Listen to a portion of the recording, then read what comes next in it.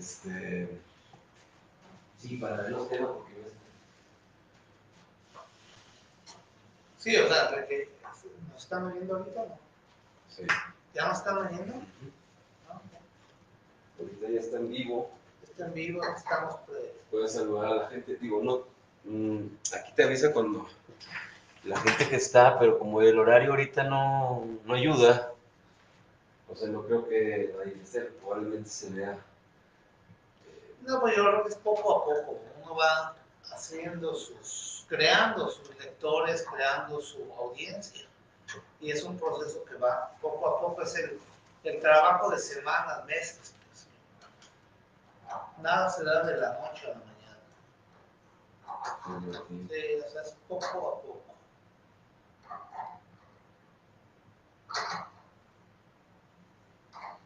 Bien.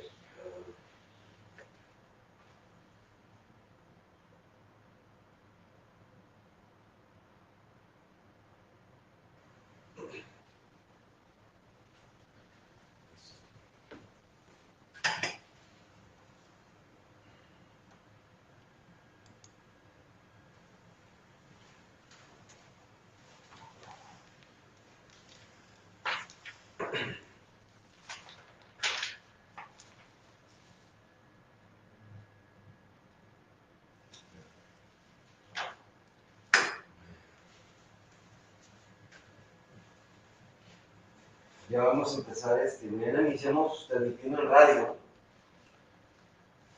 Muy bien, estamos listos. Y probablemente este episodio lo vamos a transmitir el siguiente mes.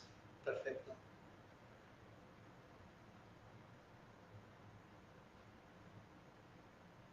Y esto es lo que se llama un podcast. Es el podcast.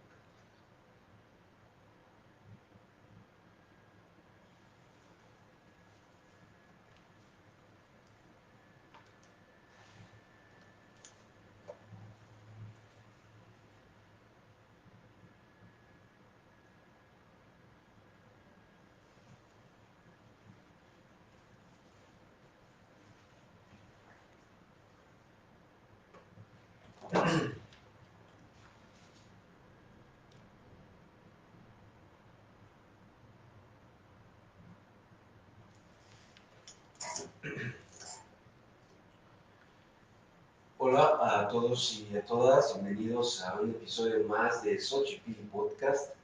Y bueno, en esta ocasión tenemos de invitado a profesor, cineasta y ya tan reconocido aquí en la ciudad de Chicago, Raúl Dorantes, quien nos viene a hablar acerca de su trayectoria dentro del cine, dentro de la literatura, del teatro y también, ¿por qué no?, dentro de la cuestión política, social, migrantes sobre todo. Bienvenido, Raúl. Gracias. Bien, pues queremos comenzar. Hace poquito estaba viendo la promoción y tal vez de empezar un poquito en retrospectiva, si te parece. Estás por presentar tu más reciente largometraje titulado Sureño. Si puedes esbozarnos un poquito de qué va, cuáles fueron las locaciones, háblanos un poquito de esta producción. Con todo gusto. Primero que nada, muchas gracias por la invitación, Pedro Pablo. Sureño es un largometraje sobre un personaje que hace películas de pistoleros aquí en Chicago. Y esta persona se llama Benito Cervantes. En algún momento hablamos y me dijo, oye Raúl, ¿por qué no hacemos una película juntos? ¿Y de qué? Me dijo, de pistoleros, porque es lo que yo manejo. Y yo le dije, no, a mí no me atrae mucho este género, pero sí podríamos hacer una película sobre ti, haciendo tu última película o una película dentro de la película.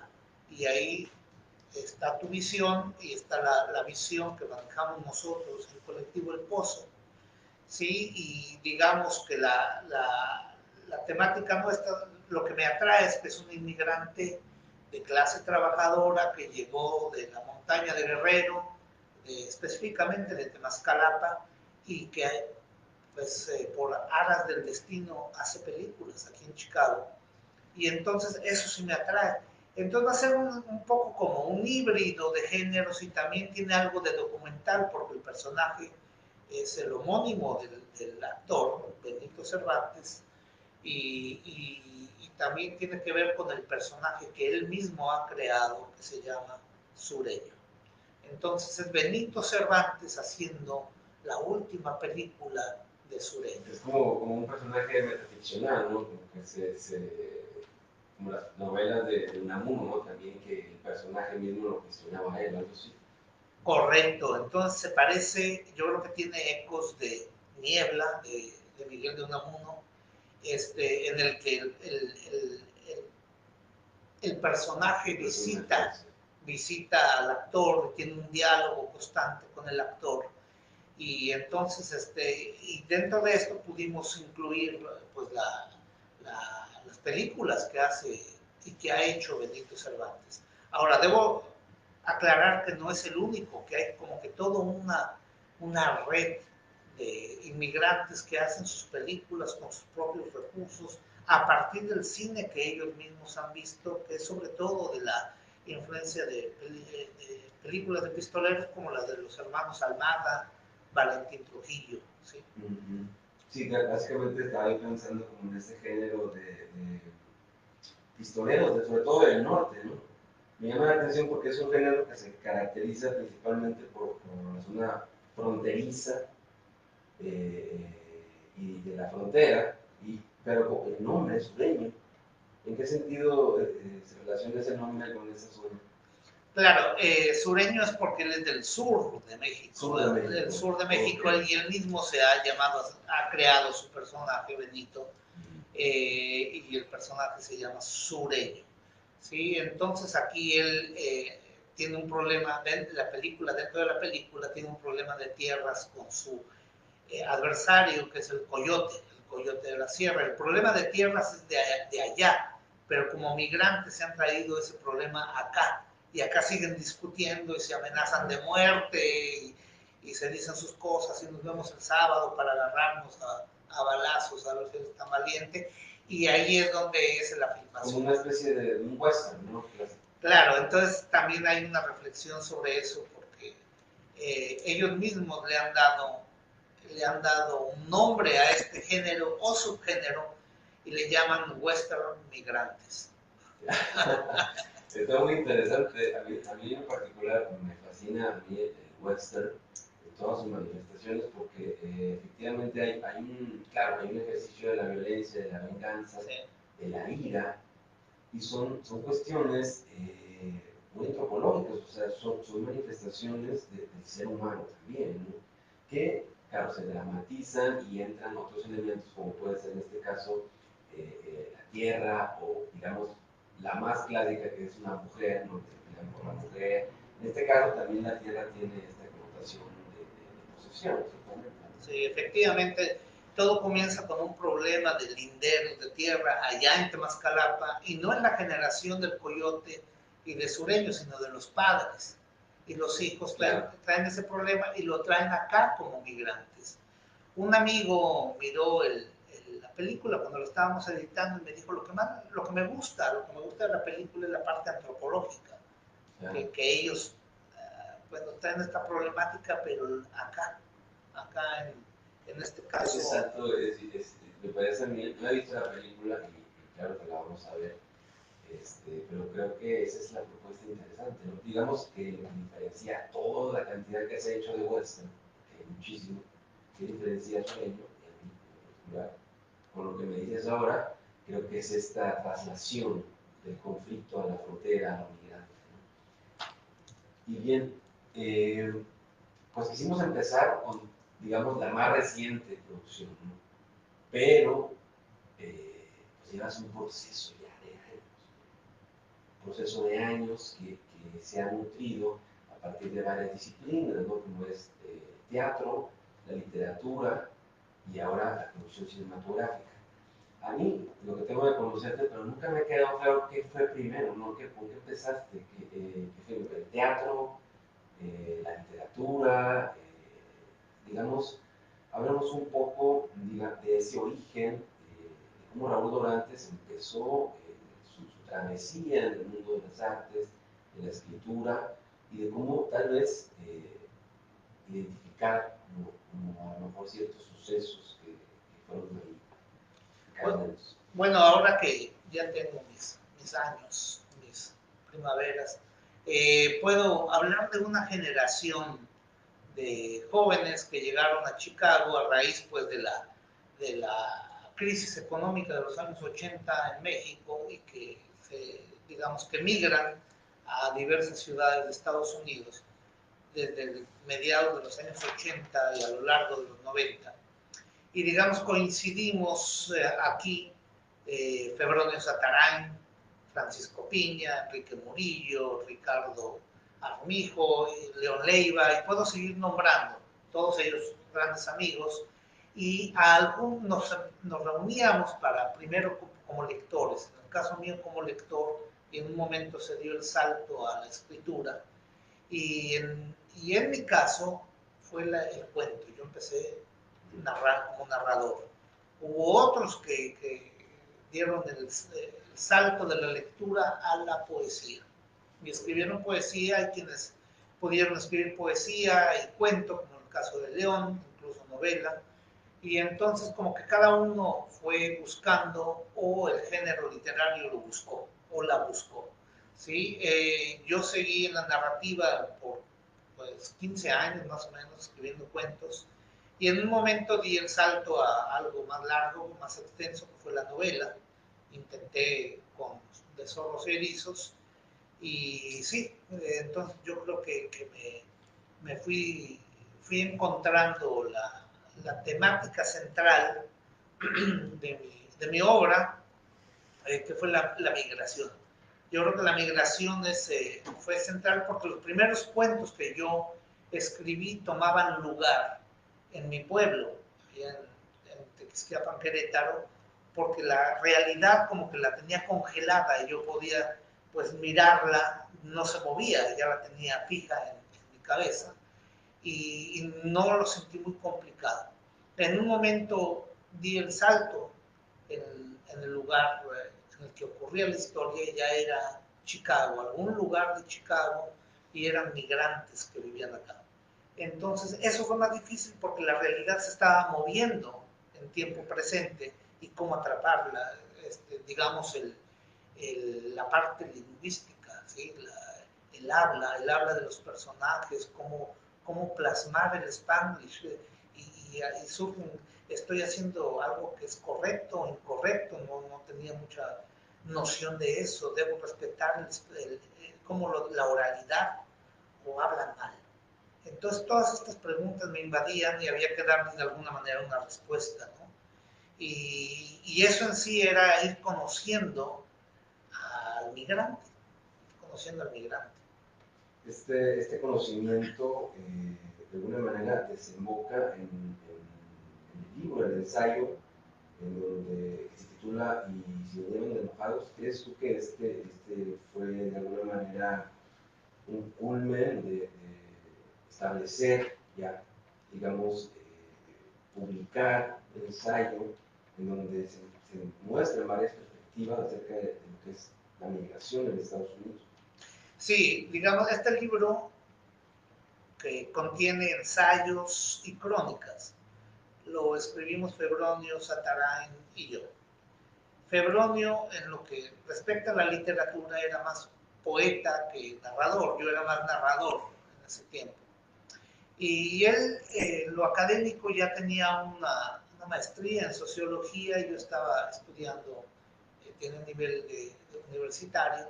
Entonces, como que intentamos explicar aspectos de la migración, cada uno por su cuenta, pero nos costaba muchísimo, quedaba como los ensayos eran como una mesa con patas descuadradas, que no tenían el mismo nivel, como que se tambaleaba, Y en algún momento intentamos escribir juntos, yo frente al teclado y él a un lado y los dos mirando la pantalla.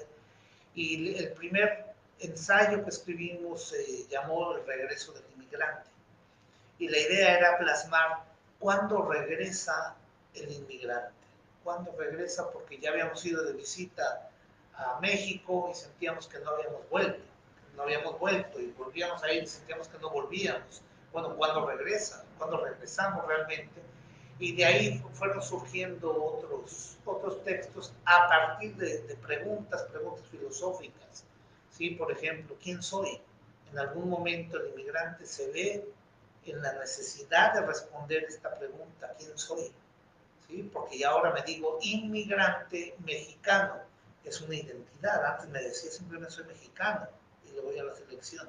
¿Sí? Pero ahora me digo inmigrante. ¿Qué significa esta identidad? Y yo me di cuenta porque a los 3 años que volví, le dije a mi padre, ya soy inmigrante. Y él se enojó muchísimo, me dijo, no, ¿cómo que inmigrante, hijo? Tú eres mexicano. Y se acabó, no, ya soy inmigrante. Y él no lo creía, pero yo no lo podía verbalizar, explicar.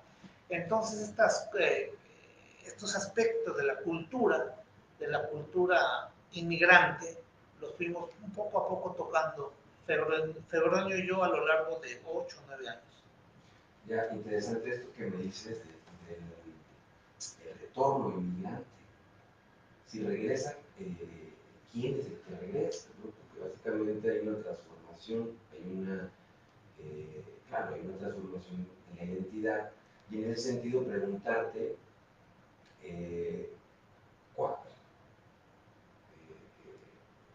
No sé si fue el primer abordaje cinematográfico. Sí, el segundo abordaje, pero el primer largometraje. El primer largometraje se titula Cuatro.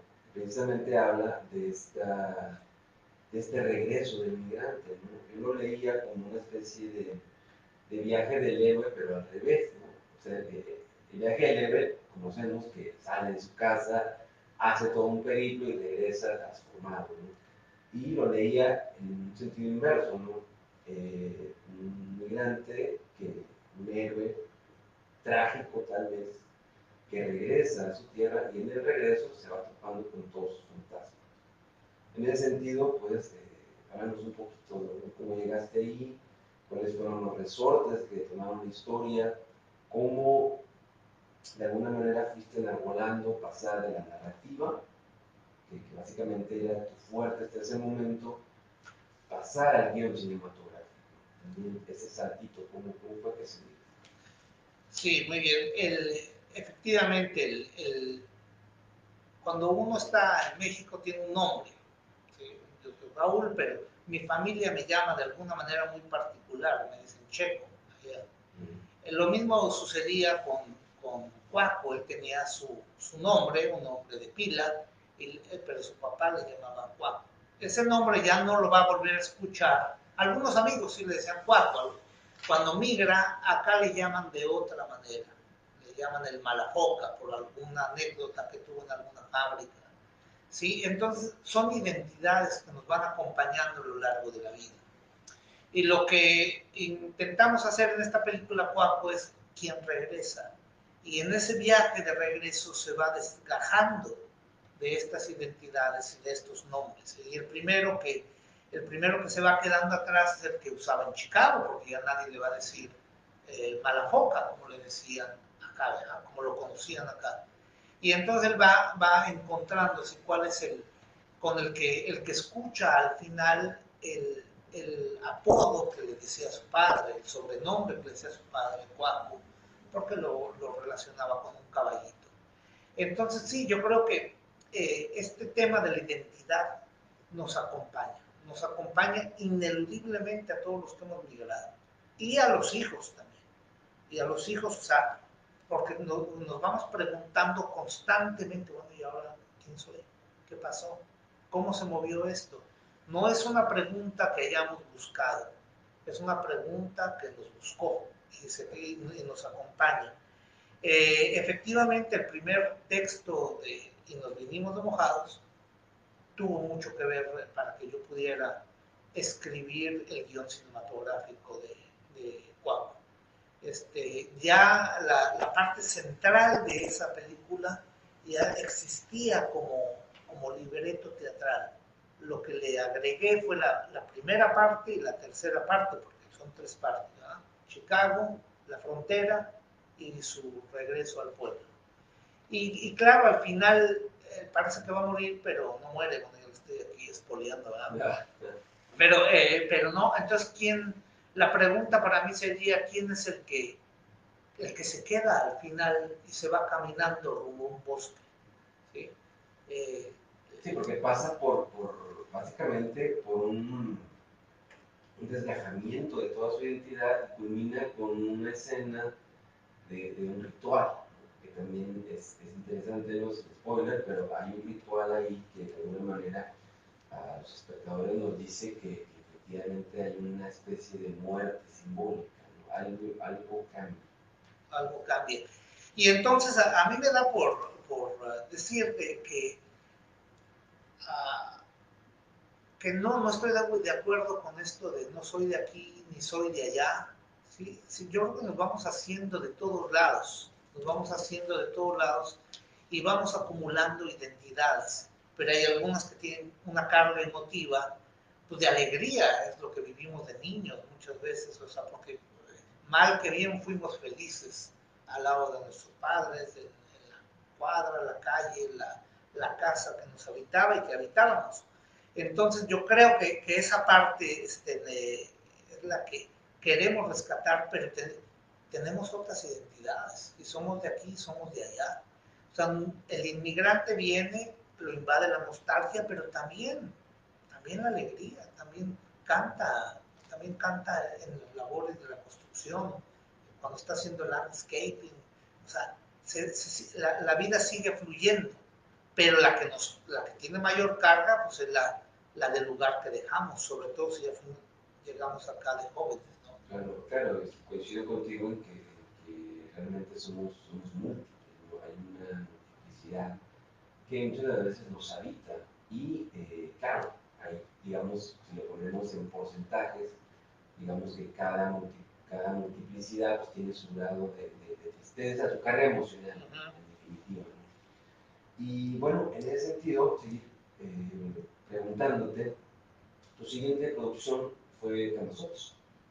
Bueno, la primera fue Cuaco, le íbamos a presentar, fue aceptada en el Festival de Cine Latino, pero la pandemia... justo era la pandemia. Justo fue la pandemia. Justo fue la pandemia. Entonces nosotros quisimos aprovechar algo que se pudiera hacer teatralmente, que habíamos hecho en el teatro, y llevarlo al cine, y eso fue Camasots. ¿Sí? Camasots, que es la historia de un dios, el dios Camasots, el dios murciélago de la noche entre los mayas y en Mesoamérica. Y en la historia Camasots se vuelve carne, adquiere forma humana y es un migrante. Es un migrante que anda entre nosotros aquí, claro que no habla español, habla una lengua antigua, pero se le ve como un migrante. Y entonces, sí, lo hicimos película también. Un migrante sobrenatural. Un migrante sobrenatural y que también se nutre de la sangre, pero no es la sangre que chupa para matar, no es un vampiro, a manera de los vampiros, sino que ya encuentra la sangre derramada, es un poquito la parte social y política, porque decíamos, hay mucha sangre derramada aquí de crímenes y accidentes y todo lo que sucede, y él limpia esa sangre y tiene el poder curativo también, que si hay un cuerpo que se está desangrando, va, lo chupa y lo cura. Y también es un poco como el mostrarnos la parte oscura de nosotros mismos, porque como es el Dios de la noche, es mostrarnos la vida de la noche que hay en la ciudad y adentro de nosotros mismos. Entonces eso fue un poco la intención de Camasots, hasta que un día es arrestado, porque la policía busca quién anda limpiando la sangre por todos lados de aquí. lo arrestan y lo deportan. Justo veía esta parte, me coincido en mostrar digamos, la parte oscura de la propia personalidad. Y leía que, cuando leía la película, al momento de verla, hacía una interpretación de que tal vez pudiera ser una metáfora, este personaje sobrenatural que tiene un tinte monstruoso, una metáfora del mismo migrante, es decir, de un externo, un otro, un alguien que de alguna forma pues no es bien recibido dentro de la sociedad, es algo monstruoso, que se mueve entre la noche, no habla el idioma, ¿no?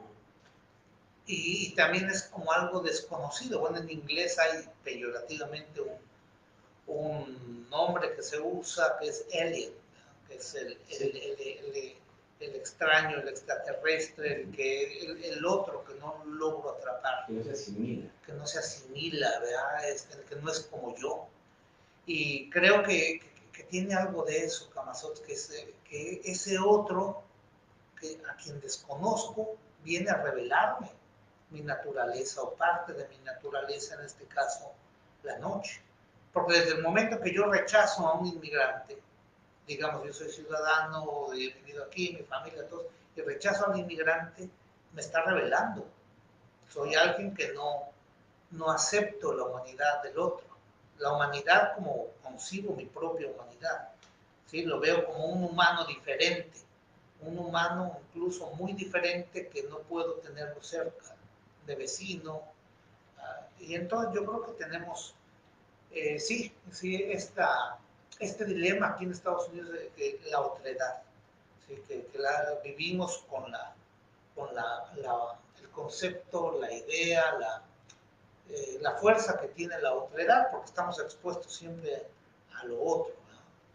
Y el otro que no es como yo, digamos, alguien que viene de Asia, alguien que viene de África, y en este caso es alguien que viene de muy lejos en el tiempo, no solo en el espacio, de muy lejos en el tiempo, y reencarna después de 1000 años.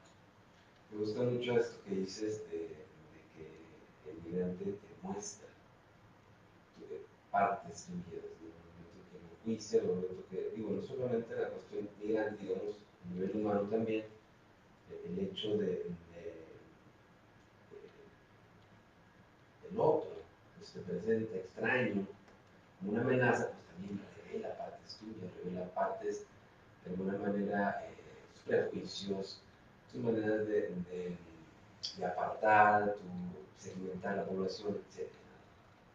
Y en ese sentido, pues nada, sigo preguntándote acerca de el jardín. ¿Fue posterior a esto o el jardín?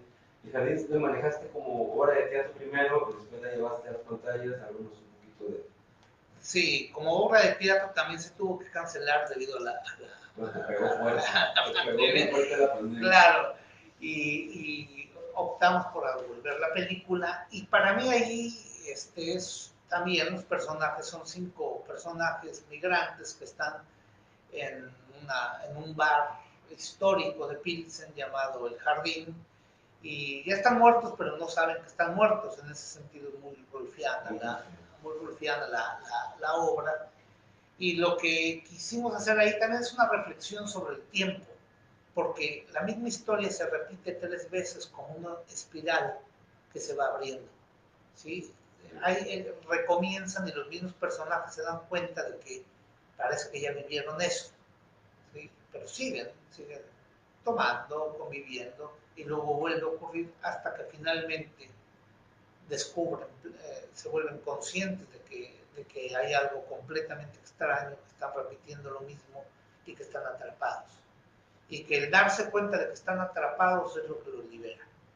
O sea, pueden salir del bar, decirle adiós al bar, sí, con gratitud, sí, pero es el momento de irse, el momento que toman conciencia de que están en círculos. Entonces también tiene algo de Dante, también tiene algo de Dante y yo diría del purgatorio, ¿no? Del infierno, del purgatorio de Dante, que están en círculos y en algún momento hay una tangente. Y vemos, o al menos alcanzo a ver que la cuestión migrante es el hilo conductor de alguna manera. por qué dedicar tantas energías, tanta producción, tantas letras a la cuestión migrante? Sí, yo creo que se fue dando poco a poco. Hay un cuento que escribí por ahí por el 97 que se llamó Ya no te espero, Moy. Creo que fue el primer intento de atrapar una vivencia, sí, una vida de una mujer migrante. Y después seguí por ahí porque vi que había muchas cosas que contar, muchas historias que decir y que hacían falta. Y sigo creyendo lo mismo, que esto que está aquí, en términos, lo que vivimos en Chicago, lo que vivimos en Nueva York, en tantas ciudades, los mexicanos, y no solo mexicanos, los latinoamericanos y en forma más extensa los inmigrantes, no ha sido contado a plenitud.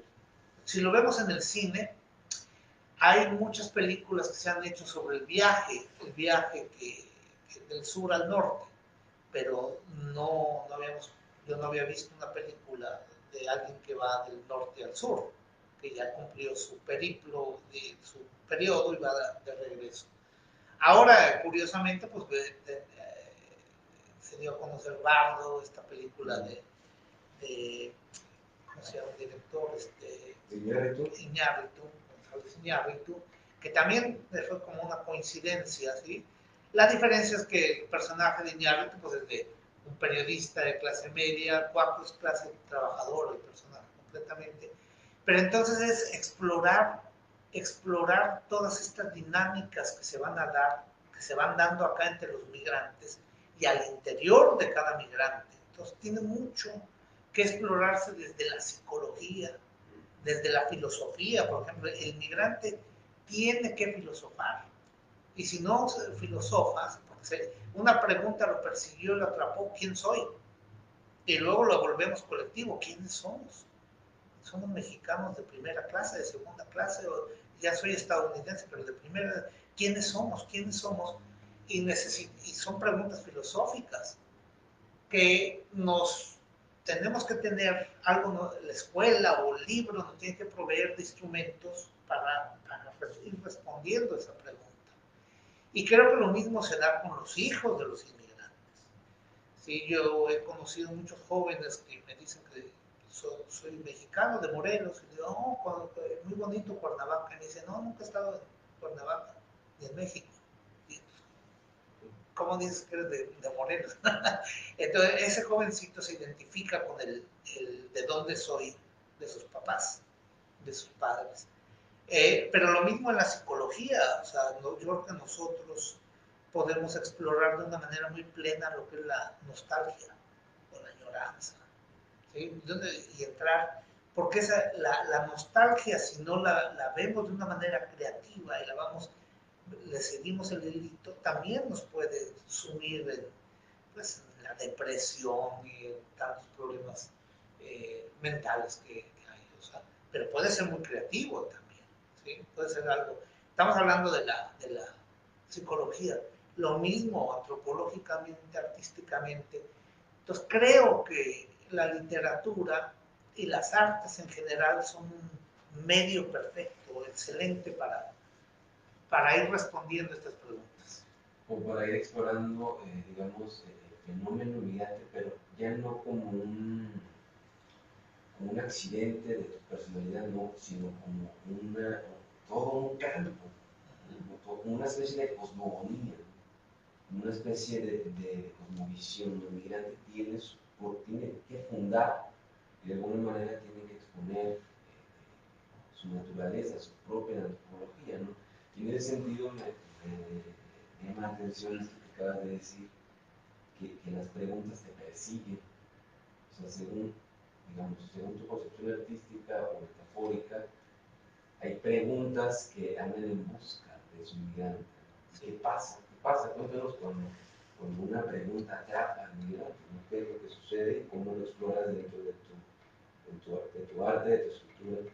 O sea, de una cosa está seguro el migrante, que históricamente ha venido acá, que viene a trabajar para tener una mejor vida, y cuando dice mejor vida es tener pues sobre todo bienes materiales y mandar dinero a la familia. Y tenemos en mente la idea del progreso. Eso es claro. Eso está bien claro y lo tiene bien claro. Creo que los problemas empiezan cuando ya lograste tener cierta estabilidad económica, ya tienes para pagar el alquiler de la casa, o ya tienes una casa, un departamentito, y entonces ya tienes tiempo libre. Y dices, bueno, ¿y ahora qué hago? No voy a trabajar 24/7, ¿verdad? Tengo que emplear mi tiempo de otra manera. Y ahí es donde surgen estas preguntas, ¿sí? Y entonces decimos, es que solamente soy un ente o una entidad o un ser que trabaja, pero ¿qué tal las otras cosas? El que sociabiliza, el que hace política, el que hace arte, y esto ¿dónde lo pongo? ¿De dónde sale? Porque el ser humano es integral, pero si nosotros decimos nada más vengo a trabajar, que venimos a trabajar, nos quedamos en la parte funcional, solamente en la parte funcional del trabajo, y mientras estamos trabajando, la vida tiene sentido. Pero si no estamos trabajando, ¿y ahora qué hago? Bueno, voy el domingo a la iglesia, pero después de la iglesia, ¿qué? ¿Y ahora qué? ¿Ahora qué? Entonces yo creo que ese es el gran paso que tenemos que dar y que tenemos que reflexionar, todos los que hacemos arte, y todos los inmigrantes, vernos de una manera más integral, no solamente funcional. Seguir, claro, lo funcional, trabajar, no hay ningún problema, pero vernos también como seres que entran en la estética, que entran en la ética, que entran en todo, ¿sí? Vernos más integralmente. En ese sentido, ¿qué tipo, según tu perspectiva, tu experiencia, tu trayectoria, qué tipo de respuestas ofrece la cultura, al menos aquí en Chicago, a este tipo de preguntas? ¿Cuáles son, digamos, las salidas que la comunidad artística, literaria, ofrece a la comunidad migrante? Sí, pues sí hay, obviamente hay centros culturales, hay museos, hay galerías, pero ¿quiénes van ahí? Yo creo que es muy reducido el número de personas que van. Y yo creo que hay que seguir creando salas de cine, salas de teatro, en los lugares donde hay un gran número, comunidades, festivales, seguir trabajando y reflexionar sobre qué es lo que vamos a mostrar ahí y por qué. ¿Sí? O sea, el festival de cine, está bien que esté en el downtown, pues, sí, porque cumple una función, pero es muy importante que haya películas en La Villita, que haya películas en Humboldt Park, que haya películas en Aurora, y no de vez en cuando. Están mostrando eso, y si van 5 personas, está bien, poco a poco van a ir viendo más y más, para contribuir en esta integralidad de la que estamos hablando. Lo mismo podemos hablar de la política. O sea, yo creo que esta generación de la que hablaba al principio, de estos jóvenes que llegaron, de alguna manera nos fuimos separando de la política y le dimos como que un gran valor a la creación literaria, que estaba muy bien, pero en desmedro del quehacer político. Decíamos, lo veíamos como que eso era perder el tiempo, y fue un error. Creo que fue un error porque era para haber participado más de manera activa, ¿sí? Tanto en la política de allá, porque la añoranza nos lleva a estar informados de lo que sucede en México, nuestro país de origen, pero también de la política que se hace aquí. ¿Sí? ¿No venían desencantados tal vez de los fracasos políticos en México? Correcto. Veníamos completamente desencantados, yo creo que todos, y no veíamos una salida. No veíamos una salida, todo es corrupción, no hay nada. Lo novedoso del momento actual es eso, que sí se le ve una puerta, una salida, y que cada vez más gente se interesa en la política. Entonces ya no es solamente lo funcional, el venir a trabajar, sino también vengo y en mi rato libre me estoy informando de qué está pasando políticamente en Michoacán, qué está pasando políticamente en Guatemala, en El Salvador, en Durango. ¿sí? Y creo que eso es muy bueno, ¿sí? Porque contribuye a esa integralidad del inmigrante. Entonces, nuestros hijos, ahora hay interés por lo que sucede allá, pero también cada vez lo vemos más interés por lo que sucede acá.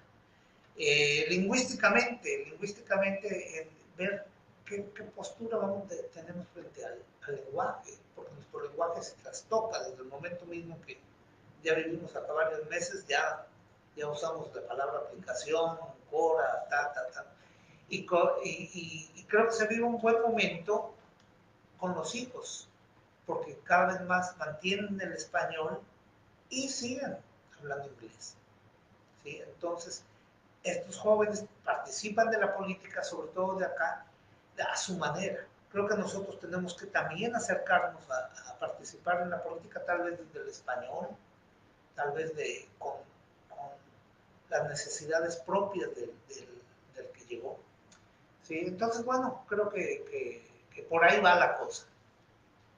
En ese sentido, el cine inmigrante, el cine de Chicago, puede retomar tal vez su influencia política en el sentido, o cómo lo ves tú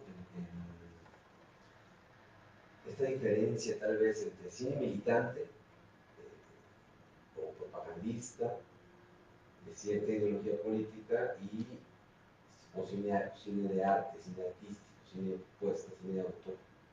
¿Cómo mezclar esas ambas y de alguna manera si lo has implementado dentro de tus largometrajes? En el caso de Chicago, y lo que yo he visto en cine, no hay cine militante. Yo no veo cine militante como existía el cine militante, digamos, en los años 60, 70, ¿sí? Cuando era muy fuerte por la influencia de la izquierda, ¿verdad?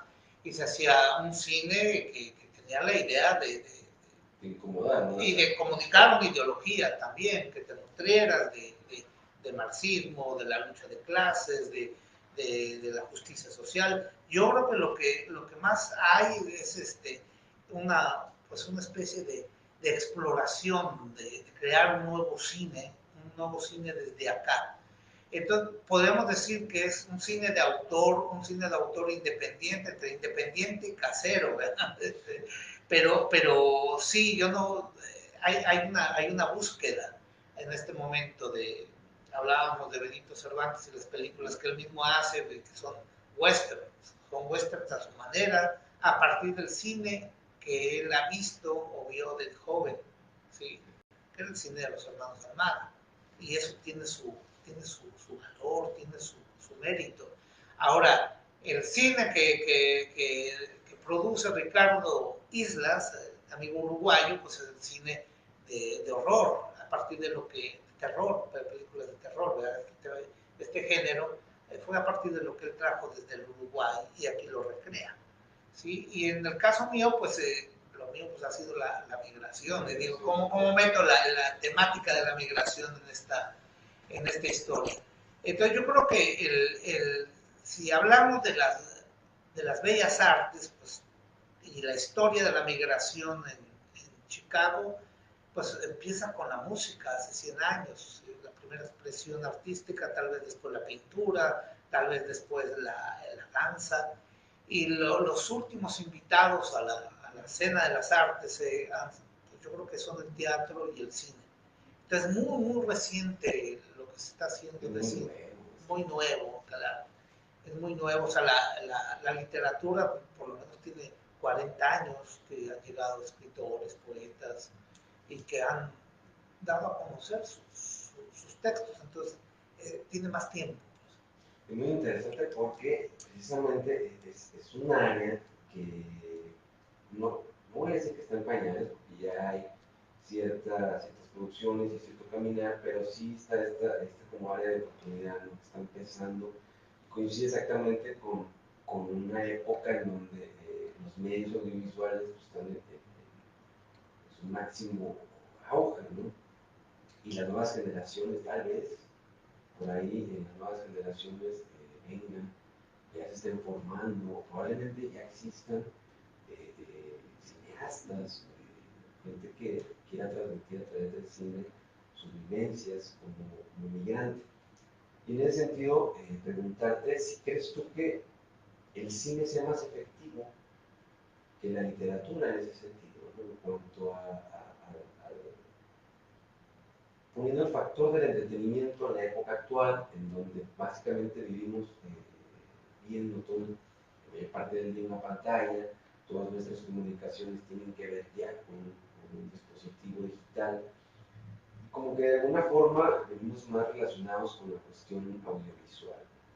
Y la lectura, claro, hay personas, seguimos, hay muchas personas que leemos, pero sin embargo sí notamos esa cierta desplazamiento de las nuevas generaciones hacia lo digital, y tal vez por ahí, ¿cuál es tu opinión acerca? Yo creo que el cine es un gran medio para dar a conocer historias y problemáticas y emociones y situaciones, una gran herramienta. Y sí, claro, hay plataformas que pueden ayudar a contribuir a esto, a dar a conocer, pero la lectura, yo creo que leer un ensayo, leer un cuento, una novela, por lo que te exige de atención, también te profundiza en la conciencia, ¿sí? O sea, el nivel de conciencia que te da la lectura, o sea, uno está de una manera más total, más inmerso pues, en la comprensión de esa problemática cuando lees. Entonces yo creo que la lectura va a seguir teniendo su lugar, su espacio, y es necesario.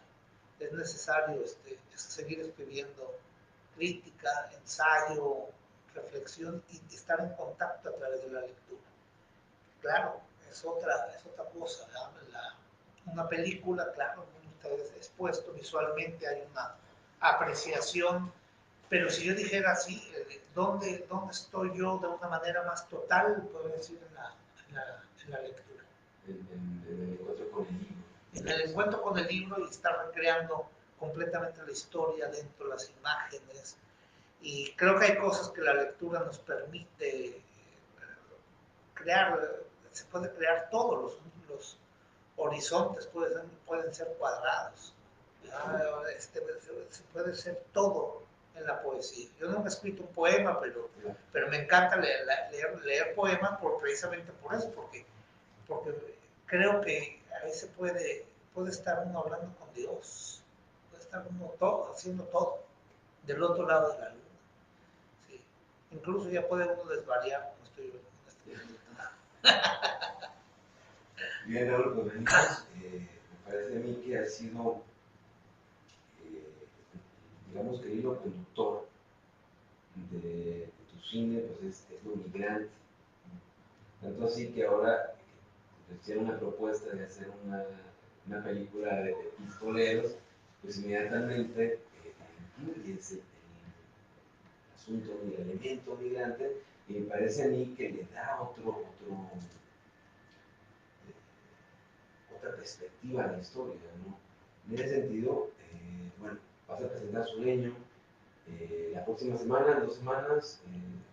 El jueves 21 de marzo a las 7 de la noche en Northeastern Illinois University, 5600 al norte de San Luis.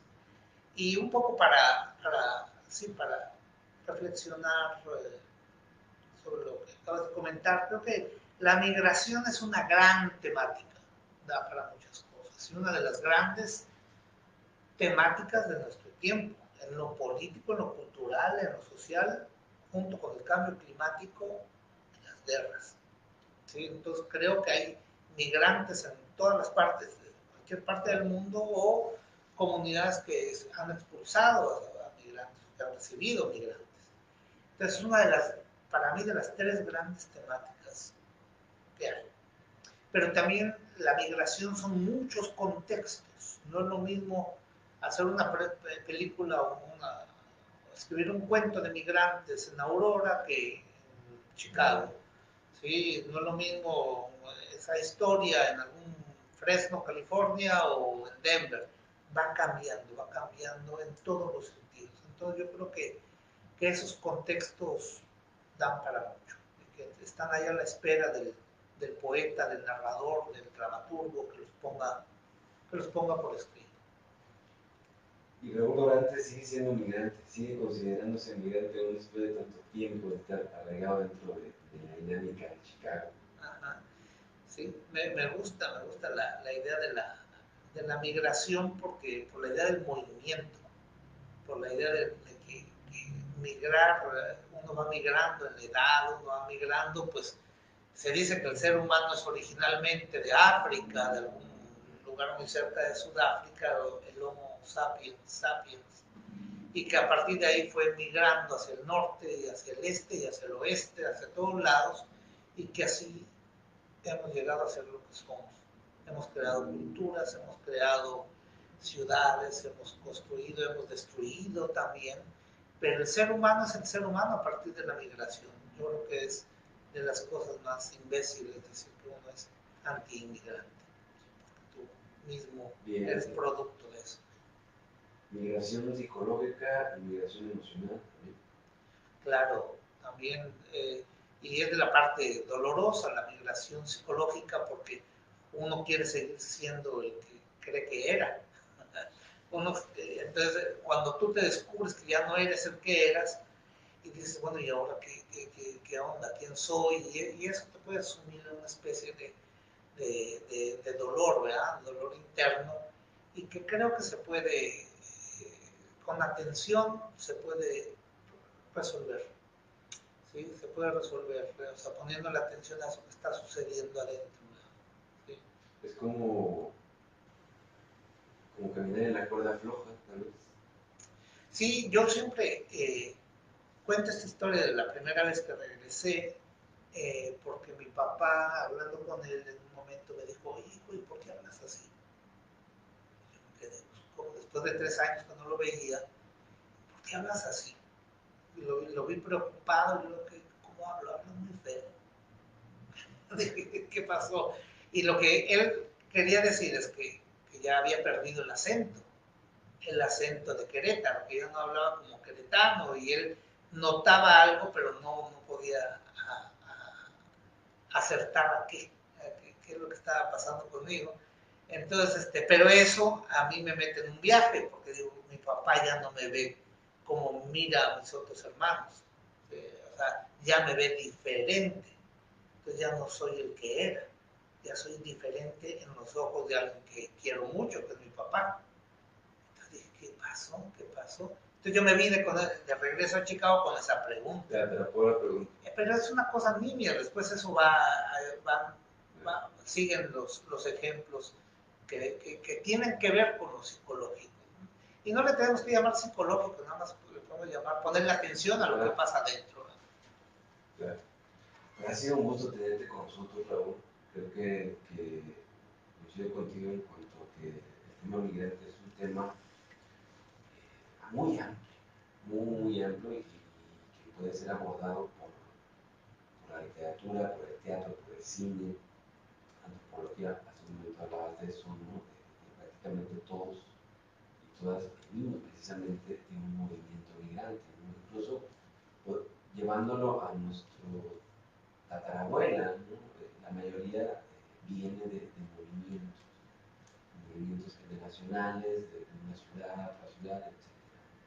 En ese sentido, pues nada, agradecerte por el espacio que nos has dado en tu agenda y por aceptarle la invitación a esta entrevista y compartirnos todo este recorrido personal, íntimo de tu realización literaria, política y de migración. No, pues yo también te agradezco a ti, Pedro Pablo, y a Xochipilli. Espero que continúe porque hace falta. Bueno, pues seguiremos, yo creo que trabajando, seguir manteniendo el espacio y pues nada, esto fue Xochipilli Podcast. Chao.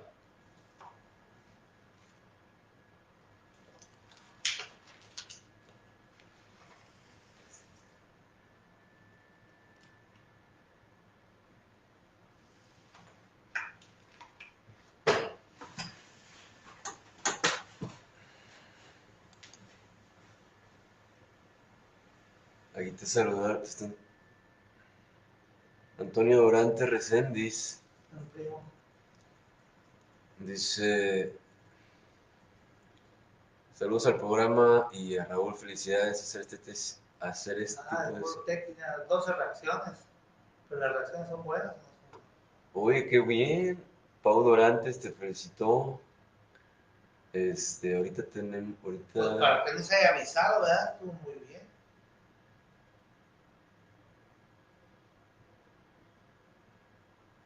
Mira. Sí, porque yo ¿Cuántas le... veces compartido, verdad? Eres tú. Ah, no, pues es el... Ya no estoy viendo.